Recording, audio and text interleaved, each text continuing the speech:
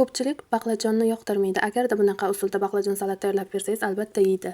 Qani unda ketdik. Baqlajon salat uchun 4 dona baqlajon, 4 dona pomidor, 4 dona bodring, 3 dona tuxum, ko'katlar, un, soya hamda sabzi salat kerak bo'ladi. Agarda sabzi salat olishga erinsangiz, o'zingiz ham tayyorlasangiz bo'ladi. Menga o'xshab 4 dona sabzi kerak bo'ladi. Sabzini yuvqa qilib, ingichka qilib to'g'raymiz yoki bo'lmasam qirg'ichdan chiqaramiz. Menda qirg'ichdan chiqarganda doim o'xshamaydi, shuning uchun ingichka qilib kesaman sabzini.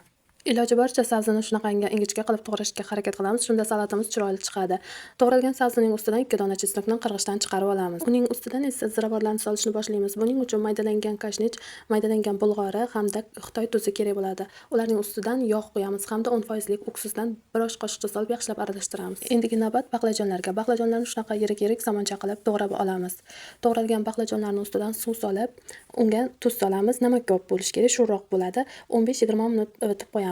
Pomidor hamda bodringni ham yirik-yirik somoncha qilib to'g'rab bir chetga qo'yamiz. Men videoda 4 dona tuxum degandim, ammo menga 3 donasi ham yetdi.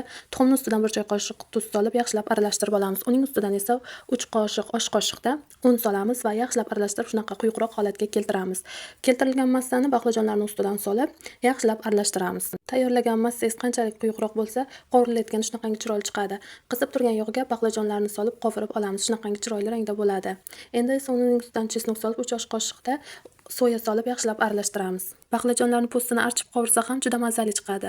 Sabzi salatning ustiga qizib turgan yog' solib, salatning ustidan solamiz. Endi esa bodring, to'g'ralgan pomidorlarni solamiz, ko'katlarni solamiz va yaxshilab aralashtiramiz. Tayyor bo'lgan salatni oz vaqtga muzlatgichga qo'yamiz. Shunda ta'mi mazali bo'ladi. Salatimiz dasturxonga tortish uchun tayyor, yoqimli ishtaha.